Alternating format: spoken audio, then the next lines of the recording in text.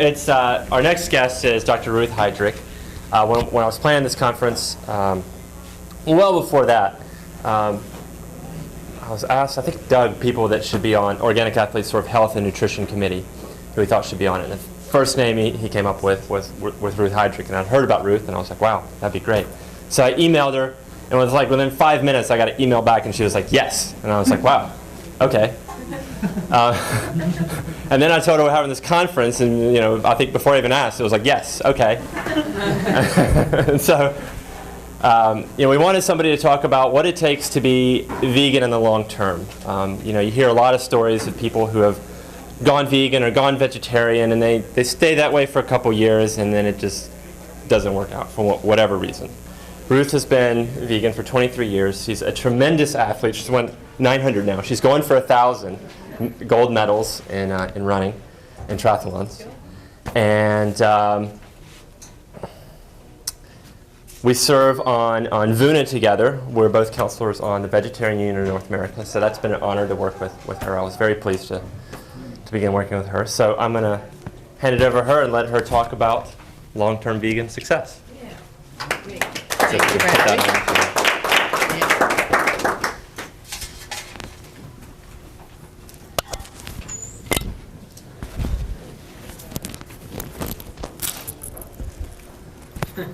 Okay, you ready? First of all, I want to thank Bradley for putting this on, the inaugural, first ever OrganicAthletes Forum. That's great. Because we've got so much good information that we want to spread to a lot of other people. And it's a challenge, I'm sure you all know, if not for yourself, certainly trying to convince other people. I'm going to have to tell my story, how I got to where I am today, because I did not just wake up one morning and say, I think I'll become a runner. Or another morning, I think I'll become a vegan. Or, the biggest one of all for me, I think I'll do the Ironman triathlon. Didn't work that way at all, with none of the three. What happened back in 1968, and Doug's already referred to one of my idols, Dr. Kenneth Cooper. Cooper coined the word aerobics in 1968, published a book, which I just happened to come across. I was walking past a newsstand, and here's this paperback, aerobics. I had never seen the word before, and I'm thinking, what? I got to find out what this word means. So I picked it up, started thumbing through, and it was about running and how it helped every part of the body from head to toe. And I had problems at that time, every part of me from head to toe. And I was only 33 then. Are the calculators going? How old is she? Well, save you the time. I am 70 years of age and happy to be here, and I'm going for a lot more and really want to promote athleticism for our senior citizens. And seniors in running is anybody over 40. So if you're not there yet, you'll be there in a blink, believe me. It happens very quickly. Picked up this book, Aerobics, and read it in one sitting. It was so fascinating. Put it down about 2 o'clock in the morning and thought, I am going to go try this running. 1968, remember?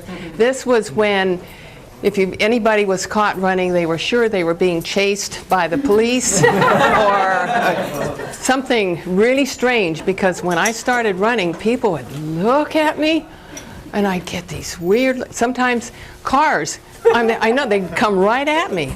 But what I decided I'd better do is run first thing in the morning. So I'd get up when it was still dark sometimes and just started running one day after another and found that I enjoyed it. I enjoyed getting out, looking at the morning. It gave me more energy. I started feeling better. I started sleeping better. The head cleared. The flat feet went, and every part in between started getting better. So I thought, this is really neat. So from 1968 to about 1974, I was just doing my early morning run for an hour. One day somebody said to me, you know, they've got a 10K race. Why don't you enter it? I had never thought about doing a race. I wonder, gee, maybe, yeah, I'm going to do it. So I signed up for it. Get up there to the start line, look around. I'm the only woman. They're all men. 1974. This was way before the big running boom and even women. So, guess who won their first gold medal? And I was hooked. I came home with that, put it on my dresser, looked at it every morning and thought, wonder where more races are. Started looking around. And because of my training, you know, not really realizing what I was doing, I was training every morning. Anyway, that's the running part. So again, I didn't wake up deciding to be a runner. I got educated and found out that there's some really good things that happen to your body when you exercise it properly. Now, deciding to become a vegan one morning, well, that didn't quite happen that way either. I had been running 14 years, had been running races and doing pretty well, feeling like the fittest person I knew, and I'm sure I was, because I'd had this habit going. It's just get up in the morning, put on running shoes, out the door, and you run. No, should I, or will I, or whatever. I just did it just as routinely as everything else you do in the morning. 14 years later, I find a lump in my breast, right here. Go to the doctor, and the doctor says, well, I don't think it's anything to worry about. Lots of women have cysts in their breasts. This is from eating animal foods, by the way, but he didn't know that. I didn't know that. He said, let's do a mammogram. The mammogram came back negative, so he says, see, nothing to worry about. Come back in 6 months and we'll check it out. So I did as I was supposed to, and came back, and I thought it was larger, but he didn't think so. He said, no, I don't think it's anything to worry about. Long story short, 3 years later, I'm in the doctor's office. I know this time it is larger, because when I'm lying down, it is standing up like that. So I'm on the examining table, and this new doctor walks in. My medical records in his arm like this. He walks in, puts the sheet back, and says, my God, why did you wait so long to come in?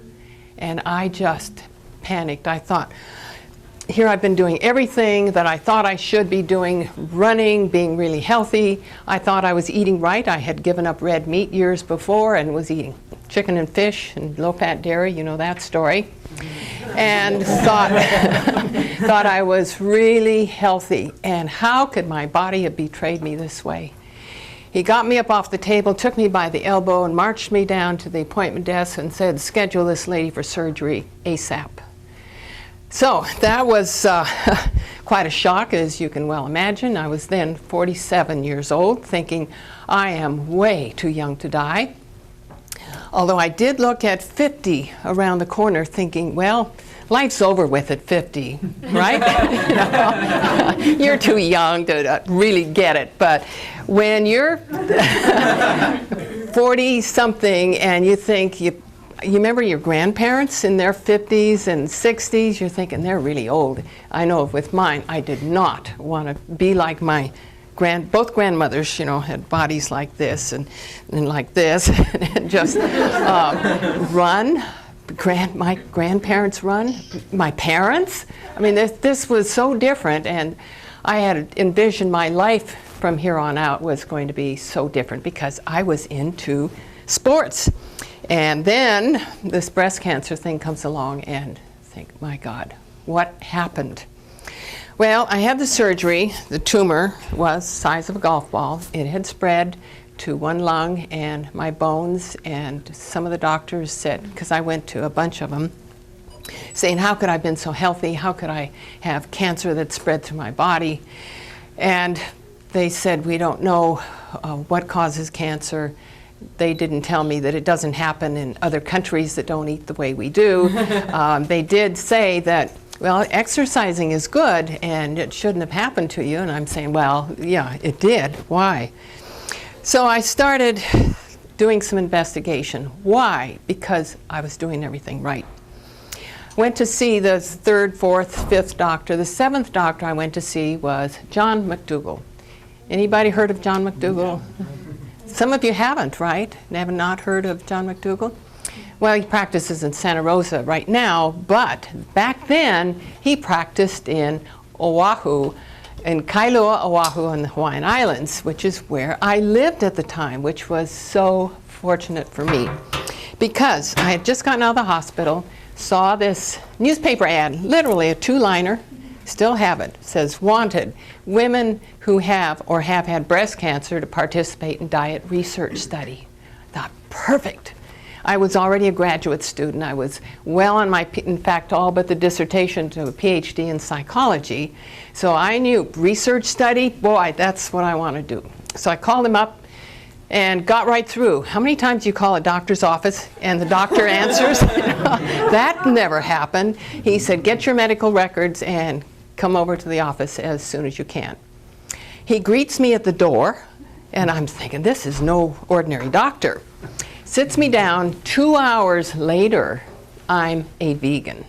That's how quickly I made the change. And it was a matter of education. He said, the reason you got breast cancer is because of the hormones in the animal foods overstimulate the breast cells, and with your high-fat diet, and I said, no high-fat, chicken and fish. With your high-fat diet, so what you need to do is go on a low-fat vegan diet, and I just said, that's it. Signed up for the study, and he published the results in a medical journal about 4 years later, and I guess that might have helped with the discipline, although I really don't think so, because I said 2 hours, so I had brown rice and a baked potato and a big salad for supper that night. The next morning when I got up, something happened that I was really unaccustomed to. I had been constipated my whole life. I didn't know it. In fact, I'd been told by a number of doctors that going 3 or 4 times a week is normal for some people. And boy, is he wrong about that, because I then found out what normal was. I was getting enough fiber, finally. So this was one benefit that I saw immediately. I mean, just the next day, and the next day, and the next day. And boy, that solved one problem. And by the way, I have a grandmother that died of colon cancer. So I was headed right for colon cancer after the breast cancer. Doctors would tell you the two kind of go together. Well, same cause, obviously. So do a lot of other diseases. So again, I didn't wake up saying, I think I'll become a vegan today. That's how that happened. The Ironman, okay. Notice my uniform. This is my very first one. Really happy with it because on the back it says what these distances are. You know, a 2.4 mile swim, 112 mile bike, and a marathon. Well, I had not gone back to work after the surgery, and so I had time. I still had the drains and sutures in. I started the vegan diet.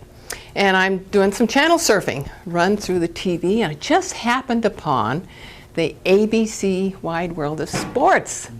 And I see this event going on. And remember, I'm already hooked on running races. So I see these young, fit bodies doing the swim. Well, I'm already in Hawaii, so this is right here in my backyard. And I knew how to swim because I learned about the same time I learned how to walk, but I hadn't done any real swimming for years. But I thought, oh, I can do that. And then they jumped on their bikes and they biked 112 miles. So I thought, that's nothing compared to running. You're sitting the whole time, right? And you just turn your legs around. Yeah, I can do that. Piece of cake. The hardest part, obviously, is a marathon. Well, by this time, I forgot to tell you, I'd run, I think it was 4 marathons. So, and I, knew that was very doable. So I threw in addition to my every morning run, I started adding the swimming and the biking. And I started feeling more fit and stronger and thought, I'm going to beat the cancer. I am also going to do the Ironman. And then I thought, wait a minute, lady. Cancer patients don't do Ironman triathlons. And then I thought, I'm going to be the first cancer patient to ever do the Ironman. And then I thought, lady, you're 47 years old. You know, that's, these are all young people, 20s and 30s, who are doing the Ironman. Then I thought, well, I'll be the oldest woman, oldest female cancer woman doing the Ironman. So that was my goal. I started training, and it just kind of fed itself. The more I did, the fitter I felt. I felt strong. I'd get a little depressed thinking, why me? Why the breast cancer? And is it going to kill me within weeks, months, maybe years if I'm lucky? I'd go for a run and a swim, or a swim and a bike, and come back thinking, oh my God, I am so lucky to be alive. It was just the opposite from the way I felt before. The exercise was important, but here's a lesson here. It's not enough. I was a marathoner, still got breast cancer. So I became a vegan triathlete. In fact, I have baseball cards. I have enough for everybody, so if you want one. They're just like regular baseball cards, except there's a picture of me across the finish line of the Ironman. It says vegan triathlete. And this is the message that I'm trying to get to everybody.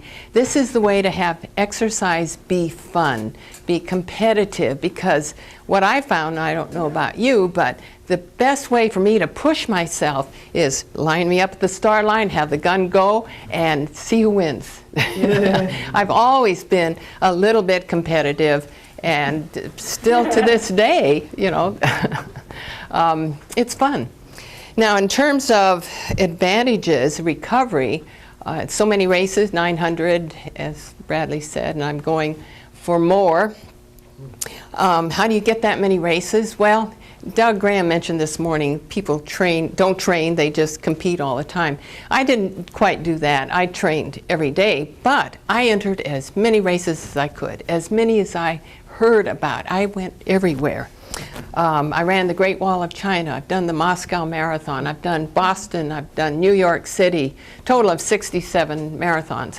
But at this point, I was still training for the Ironman. So I did things like the Run to the Sun. Has anybody heard of this race? It's on Maui, 37 miles. Start at sea level in Kahului, and you go up to 10,200 feet. And that was one of my training runs, because I thought, if I can do 37 miles at a stretch, surely that's going to help me. And this was 2 months before my first Ironman. So I took off running, and it's getting steeper, and the air is getting thinner, and I'm starting to labor and to think, oh my gosh, I don't know if I can do this. Got to an aid station, and it turned out to be the 26-mile point. And I was getting some water, and looked down, and way down there, I could see the beach down at Kahului. And here I'd come. I thought, these legs have brought me 26 miles to here. I was so proud of myself. I've already done a marathon.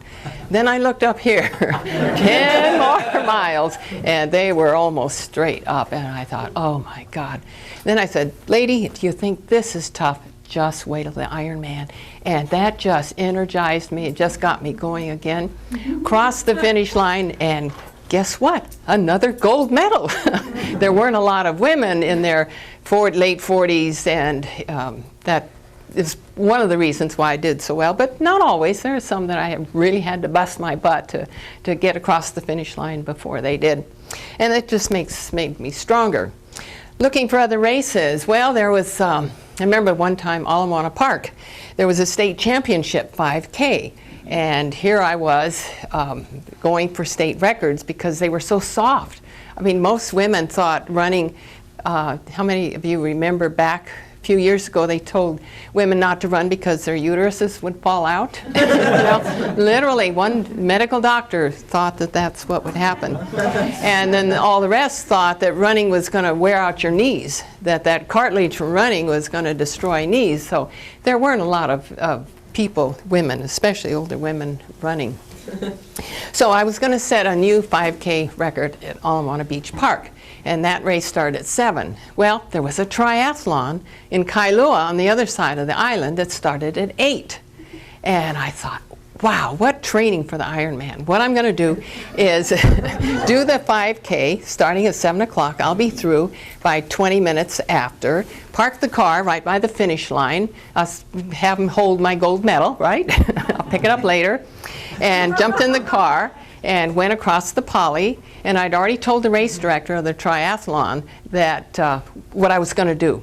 I'd even thought about hiring a helicopter, get from one, and I thought, no, if I finish by 20 after, which I knew I could, and drive across 20 minutes to the Kailua site, I'm already in running clothes and, the bike's in the trunk of the car, I can make it. But the race director said, don't worry, if you're not here, I'll find a reason to delay the start until you get here. I thought, wow, this is really neat.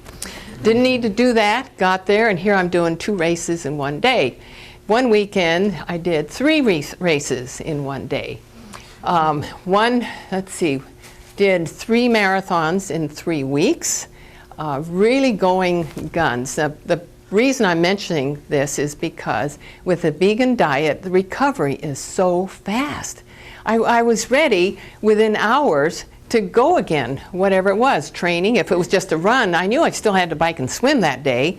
And if I'd done a triathlon one day, I was ready to do the full thing the next day. In fact, with the Ironman, I remember having done the Ironman in Japan. And anybody here been around long enough to remember Julie Moss and Scott Tinley, those people? Yeah, great. Well, they were there in Japan doing the Ironman with me, and we were several of the few Americans, so we kind of hung out together, ate together, because none of us spoke much Japanese. And of course, I was the only vegan, unfortunately. But it was kind of neat being with these great triathlon pros. We did the Ironman. I had first place in my age group by a full hour and felt great afterwards. In fact, the next morning, I got up and went down, was having breakfast, and I trying to get somebody to get on the bus and go to Kyoto, because I wanted to visit the temples and Deer Park, and real nice, the opportunity to visit Kyoto, the ancient capital of Japan. They were all so tired, so sore, I couldn't get anybody to go with me. I thought, these are youngsters. How come they're beat? Well, obviously you didn't race hard enough. Well, I think I did. But anyway, I got on the bus, and here I'm all by myself, this 2-hour drive from Hikone to where the Ironman still is, to Kyoto. And I'm looking around, the only, in Hawaiian we say haole, it means white person, on the bus. The rest are all Japanese, and nobody to talk to, and I'm looking at the scenery after a while. And I see this rolled up newspaper in the pocket, in the seat in front of me. And I thought, it's all Japanese, I can't read Japanese, no point in looking at that. And I thought, maybe they have some pictures. So I open it up, and there, oh my God, there's me in the paper picture of me right after finishing the Ironman, and I let out this yelp, and everybody in the bus, of course, is looking at me. The guy sitting right here says, I'm a professor of English at Kyoto University. What does it say? And so I said, that's me. I just did the Ironman yesterday and got a first in my age group. And the article wrote up, said, American woman, 54, does Ironman, conquers Ironman, conquers cancer. And of course in Japan, cancer is a real big, scary thing. So he stands up, reads the whole article to everybody on the bus, and I'm thinking, I'm in a movie. This is just, I can't believe this is happening. I'm alone. Nobody's going to believe me when I tell them there was extraordinary circumstances that this came about. So is that going to lead to positive reinforcement? Right, yeah. Oh, I can do more of this. I did the Ironman in New Zealand. Well, back up just a bit. I got, right after one of the Ironmans in Kona, I got a call from Continental Airlines. This is the sports promotion director. He said, how would you like to be sponsored by Continental Airlines? And I go, oh my God. Sponsored? He said, yeah, they have an Ironman in New Zealand, don't they? And I said, yeah. He said, all right, we'll sponsor you. You wear Continental Airlines logo all over you, and we'll fly you there. I thought, this is incredible. So I'm flying down and get to New Zealand, and because I've I know the diet is so important. I offer to give some talks while I'm down there. So they've got me the week before the Ironman, I'm giving all these talks and thinking, I should be resting, I should be tapering, I should be taking it easy. I've got to do well in this. It's a championship, world, as they say, world championship. But I couldn't pass up this opportunity, so I'm talking to all these people. The next day, I'm doing the Ironman and cross the finish line, look back and see where second place is. Because I knew who she was, another American lady, Joyce. I said, where's Joyce? Oh, she's a half an hour back. So, oh, good, okay. So then the newspaper, because the publicity, the New Zealand Cancer Society had done a bunch of publicity on my talk, so all the media was there. So as I'm crossing the finish line, there are all these flash bulbs going, just like this, and the reporters all asking me questions. I have a host who's a translator for me. And I'm doing all these interviews and I'm thinking, my God, this is incredible. What have I latched onto? This amazing, amazing experience. The next morning, I go to get the results of the, printed in the newspaper, New Zealand Herald. There's only one newspaper in New Zealand. And I take that home. And I wanted to take a bunch of copies home. So I walked to the convenience store across from where I'm staying, and there's a stack of newspapers. It's a Sunday paper, and it's this high. And there's my face on the cover. The picture is this big, and the headline, 2 inches high, Ruth, a woman of iron. And I thought, oh my God, this is amazing. Just again, like being in a movie. Couldn't really believe this was happening. The recovery part of it, well, same thing. I said, okay, who wants to go do something today? They're all, walking stiff-legged like this, going upstairs backwards, and I'm feeling fine. And I said, gosh, we're here in New Zealand. Let's explore the country. And so I get on the bus to go to Rotorua. Anybody been to Rotorua? It's beautiful. I go for a run. This is the next day. I'm totally recovered, going for a run, come around the bend, and I see these geysers shooting. It's just like another world, like being on another planet. And I think, I am so lucky. And in a way, kind of owe it to cancer, because I never would have been here, done that without that motivation. And then I got back to the motel where I was staying after this run, and the lady says, they've got whitewater rafting that you can do this afternoon. I said, oh, I've never done that. So here I am, the day after the Ironman, doing whitewater rafting, and everybody else is just kind of, as I said, not quite recovered. And I say, it's the vegan diet. If you're eating plant foods, fruits and vegetables, you recover quickly. So that kind of is what brought me to where I am today. Some of the questions people have about staying on a vegan diet, I had the medical gun to my head. I knew that I had to stick with the diet, did not find it difficult at all. Found the foods, plant foods, so tasty, thought, how come I never tasted this good food before? It is really delicious, had no problem with it. Lost some weight. I was never overweight. I was probably about 125 pounds at the time of the cancer. Went down to 117 because of, I guess, the anxiety of the cancer diagnosis and the new diet. And then just gradually went back up to 125, which is where I've been for 23 years, pretty much. I don't consciously do a lot of weighing. I don't count calories. I don't count fat grams. I don't count cholesterol. Don't count a lot of things. I kind of let my appetite be my guide. I eat lots of fruits and vegetables, raw. I've been raw now for about 5-6 years.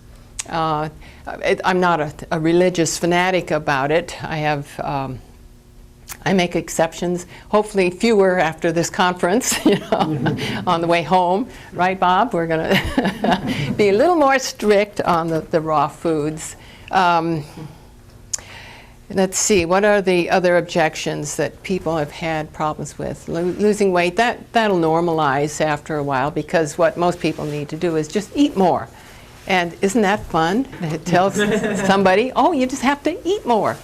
And in terms of energy, I had energy to burn. I always have energy to burn. I have trouble going to sleep at night, calming myself down, being too tired.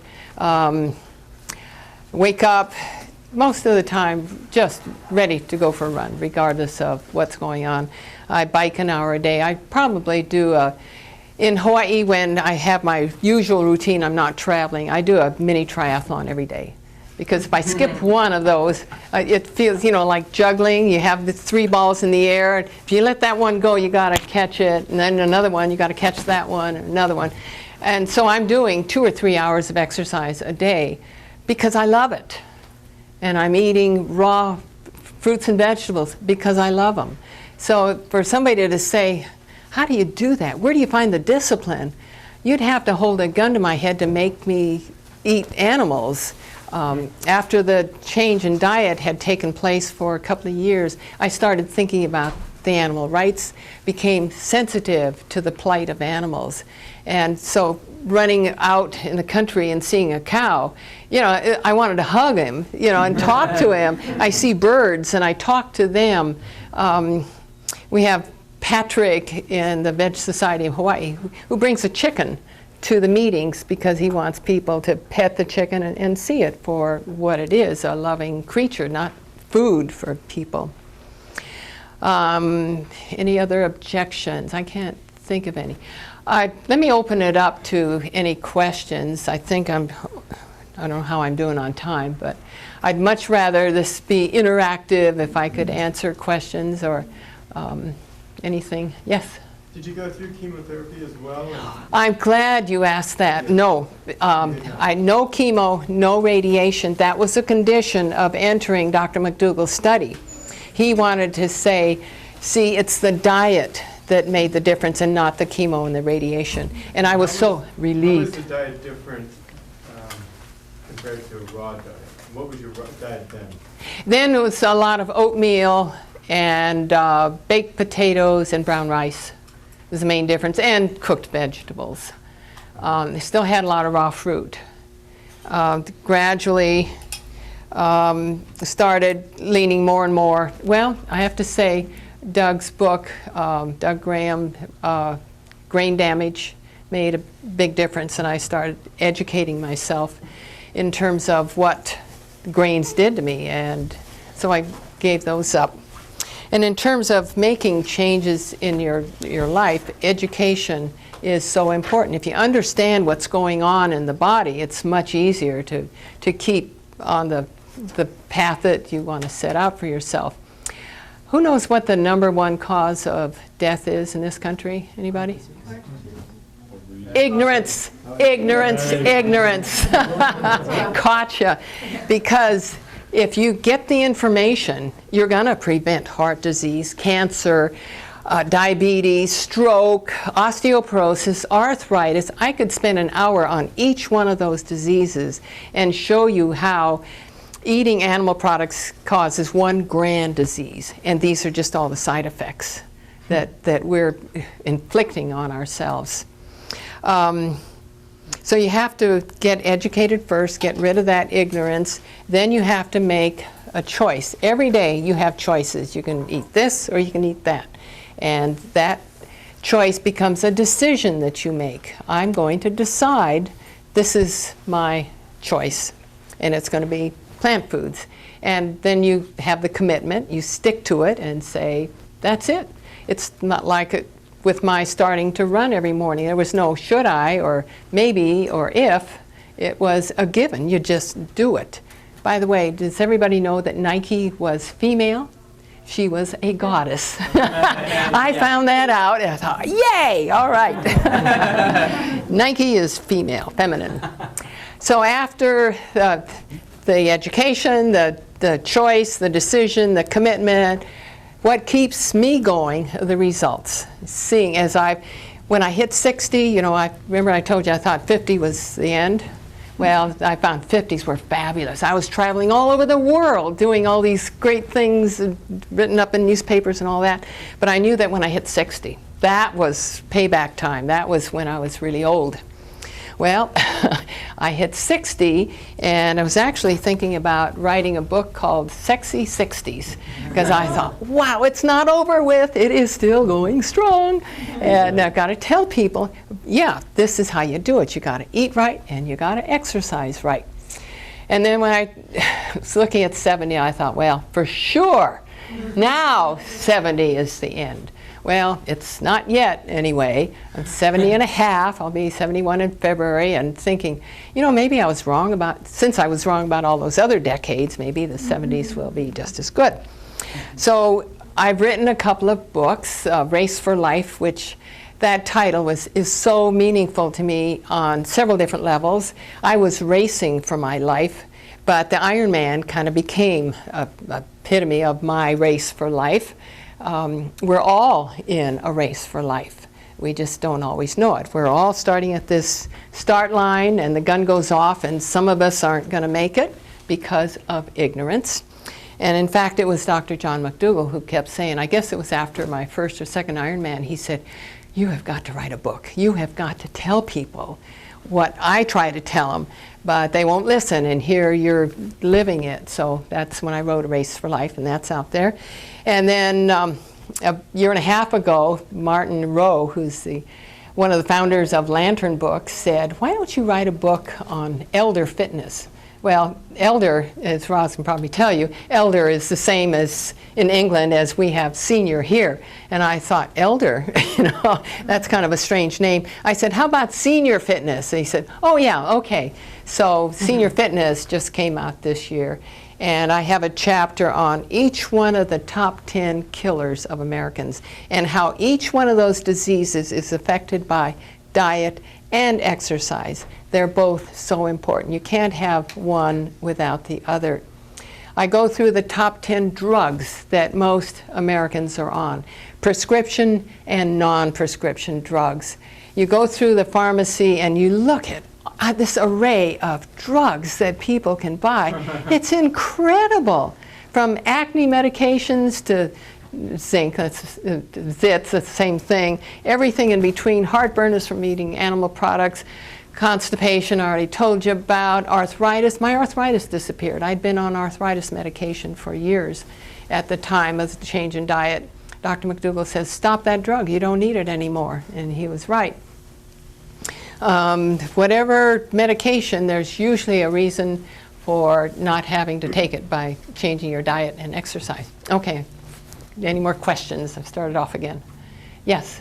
Do you supplement with anything? And also, what do you eat before you, in the morning, do you eat breakfast before you Okay, two in one questions. Do I supplement with anything?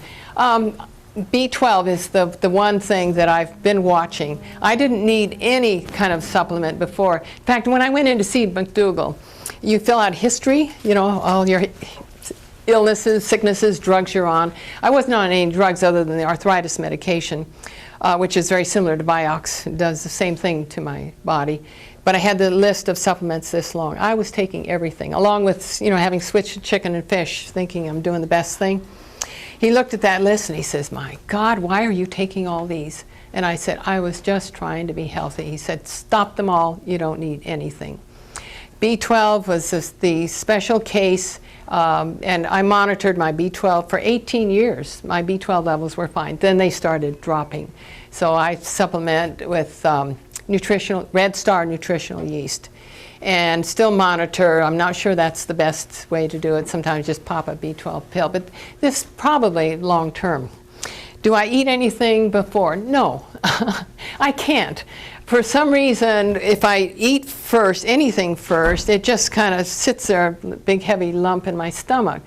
I best when I wake up, do the evacuation, and then I really feel lean and mean and strong, and I can go. I timed it pretty much 2 hours and 20 minutes before running out of glycogen. You remember the lecture from this morning, glycogen. It's stored in the muscle, the liver, and the bloodstream. That's the limit. And so something like an Ironman obviously takes a lot longer than that, and that's when I will start eating. During a race, I will eat what's on the course as long as it's vegan. It's usually bananas and apples. And for the long bike ride, again, you can tuck apples under the saddle. Let's see, what else? That's about it. I keep going on fruit. And after the 2 to 3 hours of exercise, then I start getting hungry. So, okay, any other? Yes? Are you aware of any studies that it's not just the diet, but genetics? Genetics. I'm aware that there are genetic variations among all of us. We all have slightly different DNAs. On average, we all have the same DNA. How many times has a surgeon opened us up and been surprised at what we see? Not very often. Everything is fairly predictable. We have our lab tests within this range of high and low, and we all fall within that. Very few exceptions. What we do have is the expression of genes. Like, I think every one of us would get arthritis if we ate animal products long enough.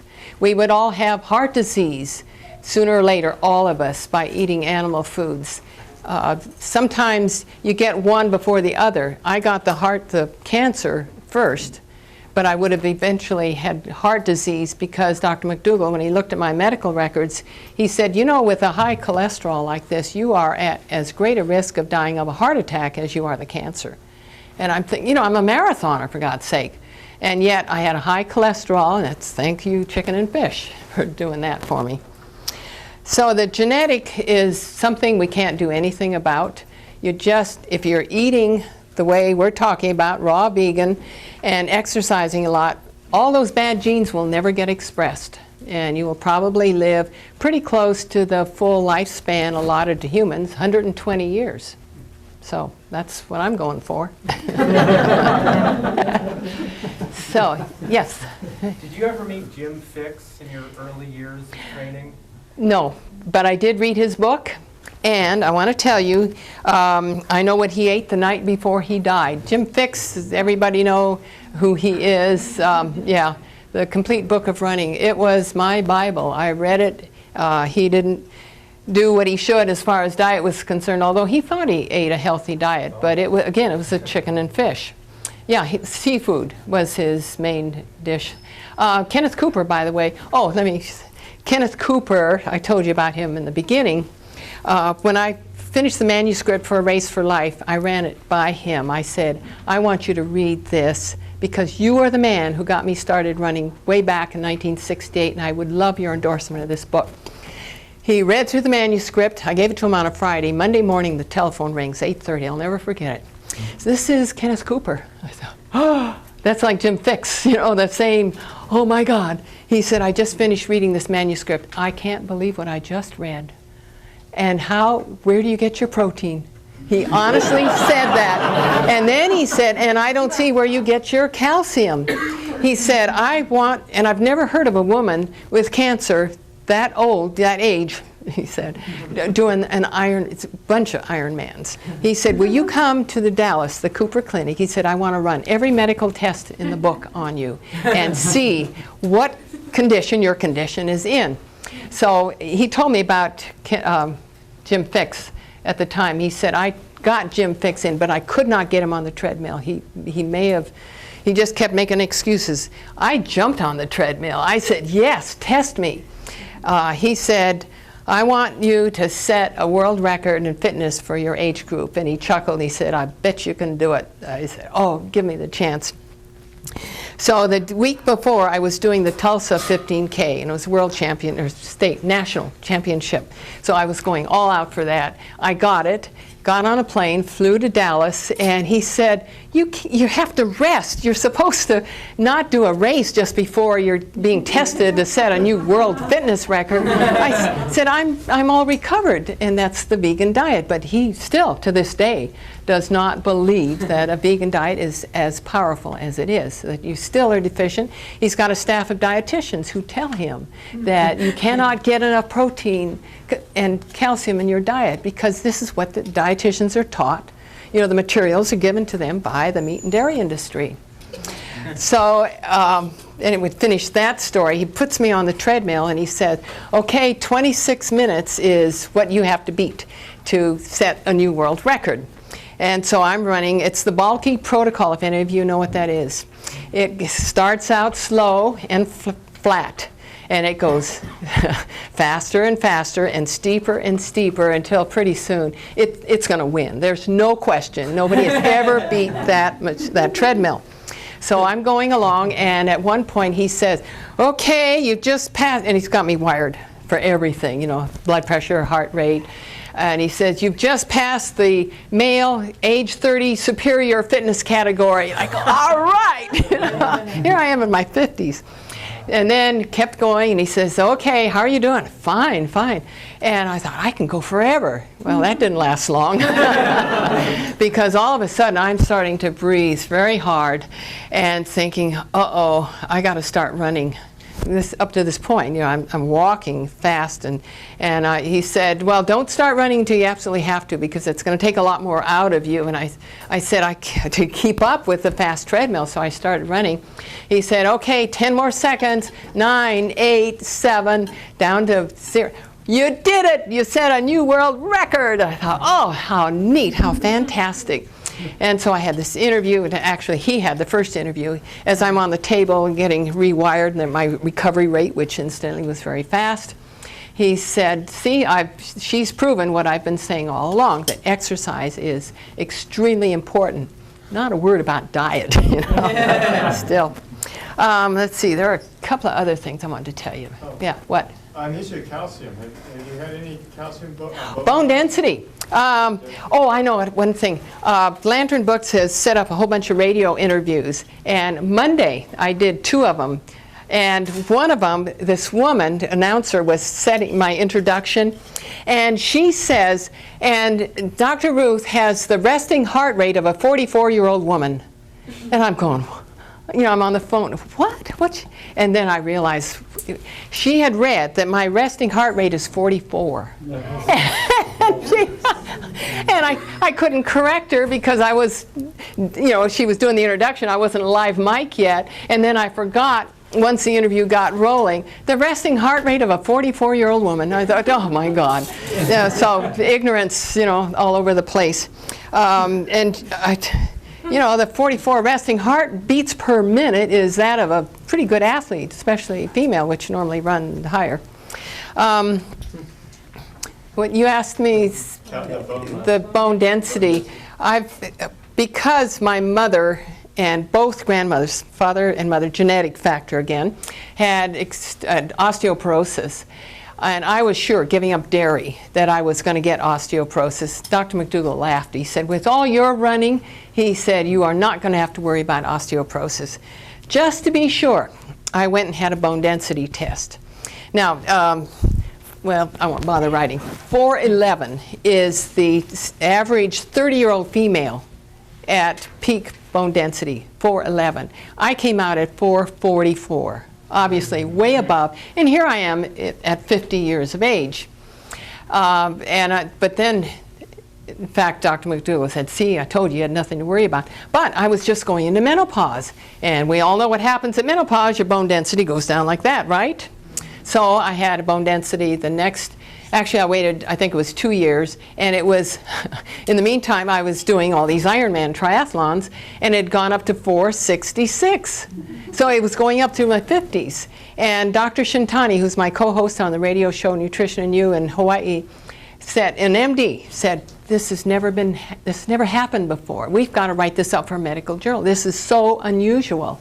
And I said, it's my running, a lot of running, you know, 3 marathons in 3 weeks. And I did 4 Ironman triathlons in 11 months. That's, you know, that's heavy duty exercise. So that's going to build strong bones, and that's what you need with no animal protein to leach the calcium from your bones. So I get plenty of calcium from my leafy greens. How about the cartilage in your knees? The cartilage is holding up fairly well. There has been some degeneration. Unfortunately, I didn't test that before age 47. I had one problem.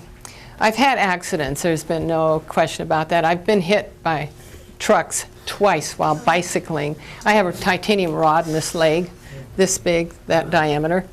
But I was back to running when the doctor said I'd never run again. In terms of the cartilage, I've had a torn cartilage. I was running, I've had some really good luck. I can tell you all my bad luck. I was running along, minding my own business. All of a sudden I come to a curb and I'm crossing the street. Get 1/3 of the intersection, I see a skateboard come flying like this. The next thing I know, guy lands both hands on my back and we both go down. He on top of me. This is a 6-footer, probably 18 years old and 200 pounds. And I tore the cartilage on my knee. So I recovered. back to running. Okay, I think we're out of time. Thank you so much, and thank you, Rabbit.